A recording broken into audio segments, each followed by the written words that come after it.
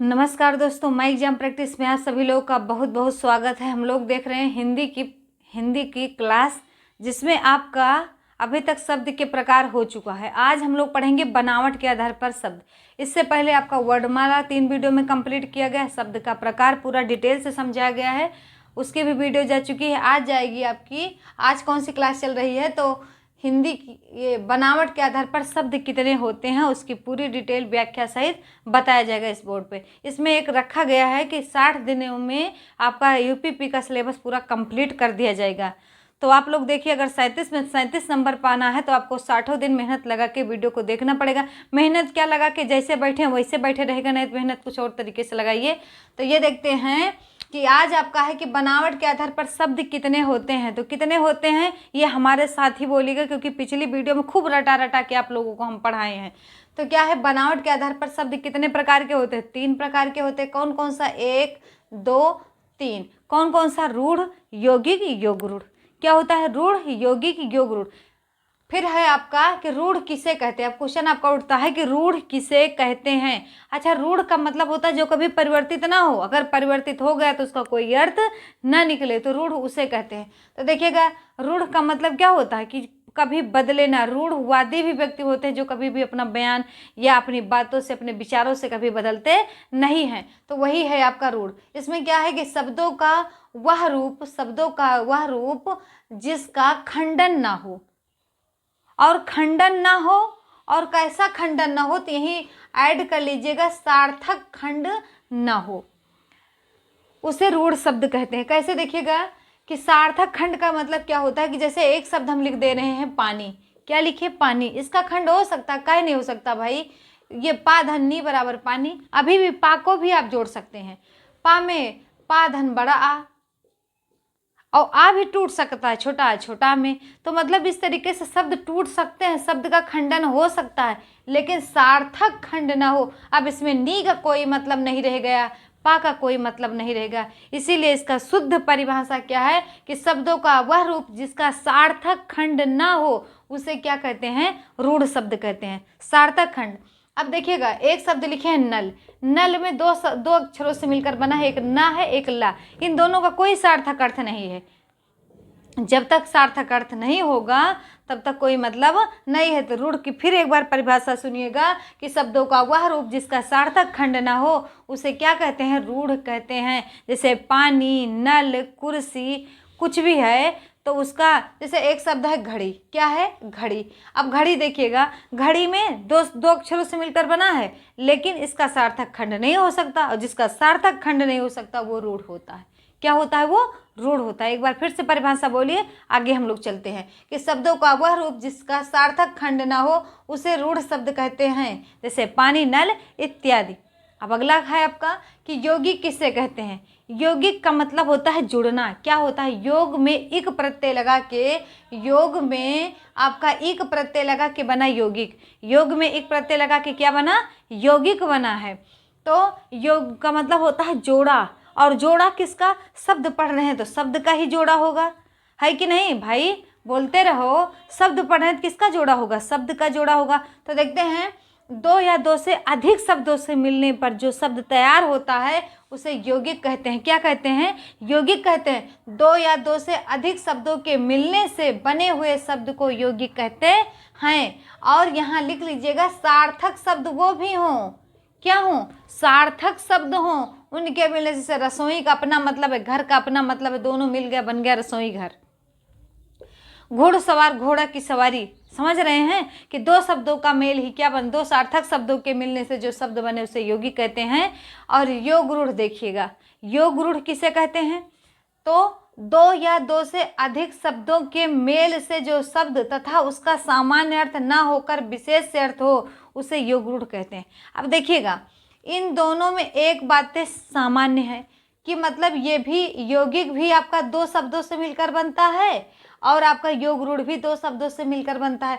तो मैडम जी अंतर क्या है? अब आप लोग के दिमाग में अभी ऑफलाइन पढ़ते होते तो तुरंत कहते मैडम जी फिर अंतर कौन सा है? तो अंतर ये है आपका कि ये भी दो शब्द है, ये दो शब्द है, लेकिन यौगिक का अर्थ सामान्य होता है और योग रूढ़ का अर्थ होता है विशेष। जैसे एक शब्द हम लिख रहे हैं लंबा उदर, लंबोदर, क्या लिख रहे हैं? लंबोदर। तो लंबोदर आपका, अब बताइएगा यौगिक है कि योग रूढ़? अब कैसे पता चलेगा? तो लंबोदर का मतलब क्या होता है कि जिसका पेट लंबा हो। अब इस दुनिया में बहुत सारे ऐसे लोग होंगे जिनका पेट बहुत लंबा चौड़ा है, लेकिन क्या सबको लंबोदर कह सकते हैं? कभी नहीं। मार के गिरा दे अगर कह दे तो ये लंबोदर नहीं कह सकते। लेकिन लंबोदर एक विशेष लोग हैं जिनको कहते हैं गणेश भगवान।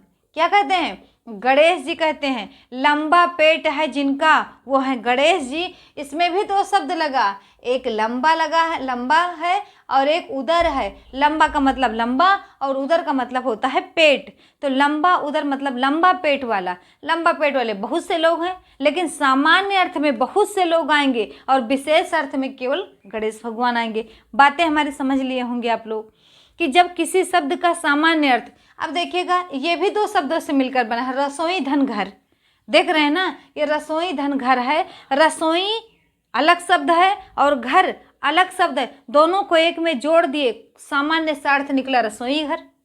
सामान्य सा अर्थ निकला रसोई घर। तो रसोई घर में अगर विशेष से अर्थ निकलता तुरंत आपका योग रूढ़ हो जाता। आप बताइएगा, आप अब बताइए कि आपको क्या समझ में आया कि यौगिक और योग रूढ़ में क्या अंतर है? तो ये समझ में आया मैडम जी कि योग रूढ़ का मतलब होता है दो शब्दों से मिलकर बने, लेकिन उसका सामान्य अर्थ न रहे। जैसे पंक धन जा, जैसे पंक धन जा। अब पंक का मतलब होता है कीचड़। क्या होता है? कीचड़। और जा माने होता है पैदा होना। जा माने क्या होता है? पैदा होना। पंक माने कीचड़, जा माने पैदा होना। आप बताइएगा अपने मन से कि कीचड़ में कितनी सारी चीज़ें पैदा होती हैं। भाई जलकुंभी होती है, कमल जरूरी कमल होता है, जलकुंभी होता है, कीड़े मकोड़े होते हैं छोटे छोटे, बहुत सारी वनस्पतियां पैदा होती हैं जिनका हम लोग नाम भी नहीं जानते। तो मतलब इतनी चीज़ें पैदा होती हैं। कीचड़ में पैदा होना सामान्य अर्थ है, लेकिन उसका विशेष अर्थ निकाल के बना दिया गया आपका पंकज मीन्स कमल। क्या कमल ही कीचड़ में खिलता है? नहीं, कमल कीचड़ में खिलता है। बहुत सारे लोग, बहुत सारी चीज़ें कीचड़ में खिलती हैं, लेकिन इस पंकज का सिर्फ एक विशेष अर्थ निकाला गया, वो भी कमल। और इसीलिए पंकज शब्द आपका योग रूढ़ आ गया। क्या आ गया? योग रूढ़। तो जब किसी चीज़ों का सामान्य अर्थ छोड़कर विशेष अर्थ निकले तो आपका योग रूढ़। अच्छा मैडम जी फिर सामान्य अर्थ का क्या मतलब होता है? तो सामान्य अर्थ का मतलब होता है यौगिक। क्या होता है? यौगिक। जैसे रसोई घर दो शब्दों से मिलकर बना, लेकिन रसोई घर एक सामान्य शब्द है, और जहाँ सामान्य की बात आती है वहाँ यौगिक, और जहाँ विशेष की बात आती है वहाँ आपका योग रूढ़। ये दोनों हमारे हिसाब से बहुत सही समझे होंगे। अगर जल्दी जल्दी वीडियो बनी हो तो आप क्या करिएगा, 3-4 बार देख लीजिएगा, सुन लीजिएगा, समझ लीजिएगा। उसके बाद क्या होगा, चीज़ें कभी भूलेंगे नहीं, दिमाग से आपके स्किप नहीं होंगी। ये यहाँ कुछ बातें लिखे हैं नोट करके कि संधि उपसर्ग प्रत्यय से युक्त शब्द को क्या कहते हैं? तो उसको यौगिक कहते हैं।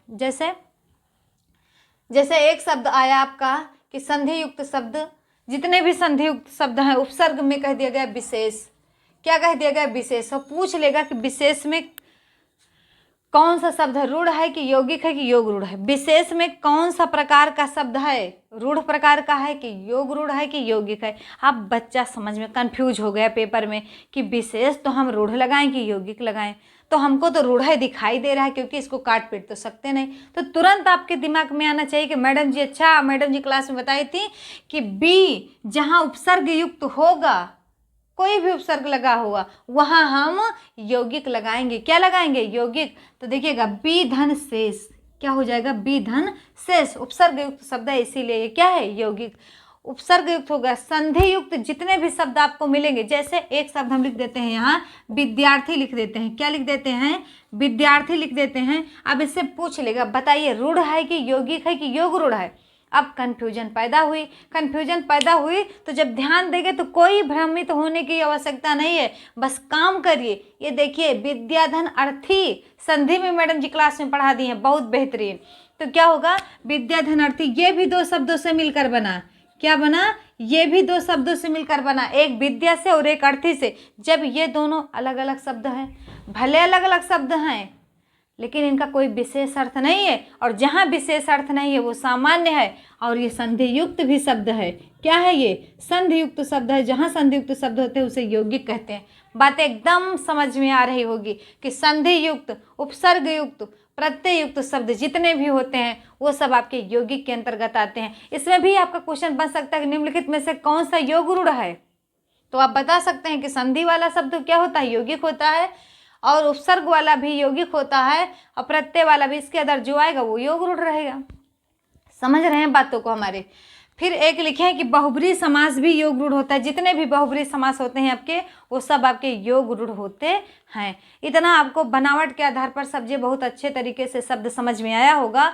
तो वीडियो में जो कुछ और आपको दिक्कत लगी हो वो आप कमेंट बॉक्स में लिख सकते हैं। वीडियो कैसी लगी तो उसको भी कमेंट बॉक्स में लिखिएगा।